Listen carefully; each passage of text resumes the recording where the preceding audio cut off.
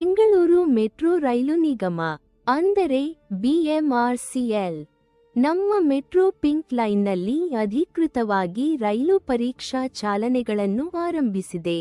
ಈ ಪರೀಕ್ಷೆಗಳು ಜನವರಿ 11, 2026 ರಿಂದ ಆರಂಭವಾಗಿದ್ದು, ದಕ್ಷಿಣ ಬೆಂಗಳೂರಿನ ಕಲೆನ ಅಗ್ರಹಾರದಿಂದ ತಾವರೆಕೆರೆವರೆಗೆ 7.5 ಕಿಲೋಮೀಟರ್ ಉದ್ದದ ಎಲಿವೇಟೆಡ್ ಮಾರ್ಗದಲ್ಲಿ ನಡೆಯುತ್ತಿವೆ.